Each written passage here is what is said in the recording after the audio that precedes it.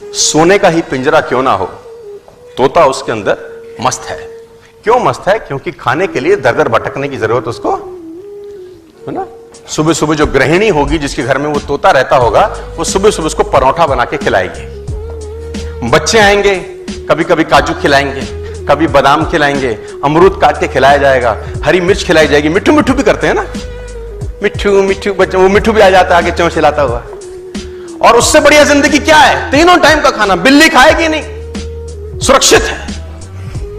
पानी लगेगा नहीं, सुरक्षित है, हर तरीके से सुरक्षित है। लेकिन ये जिंदगी क्या घंटा जिंदगी है? ये कोई जिंदगी है यार? ये जिंदगी कोई जिंदगी है? उससे बेहतर आकाश में उड़ता 100 साल की जगह साला 30 साल जीता, लेकिन जीता तो मस्त। उसकी जगह आकाश में उड़ता 100 साल की जगह 30 साल जीता, अपनी मर्जी से जीता। मिलता खाना, नहीं मिलता, कम से कम साला कैद तो नहीं होता, कंफर्टेबल हो गए। और कंफर्टेबल कैसे हो गए मैं बताता हूं। हमने एक जिंदगी में एक स्टेज के बाद, एक उम्र के बाद कॉम्प्रोमाइज चालू कर दिया।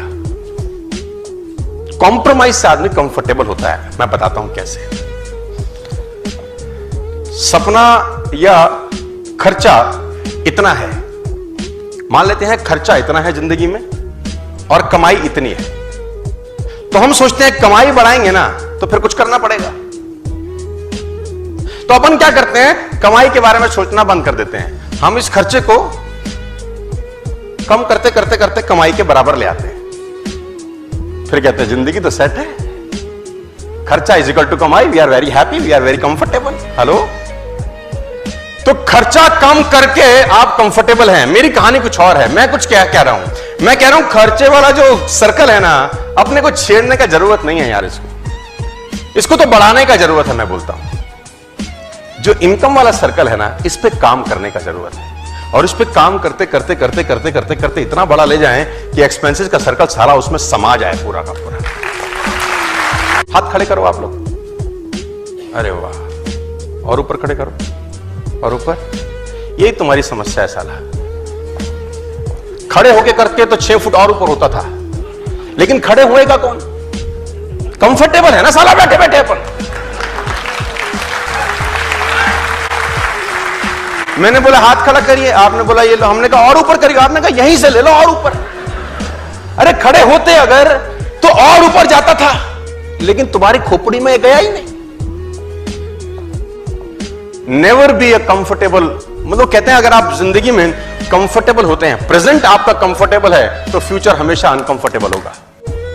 और अगर आपका प्रेजेंट अनकंफर्टेबल है, फ्यूचर नो डाउट आपका कंफर्टेबल होगा। ये डिसाइड करिए आज।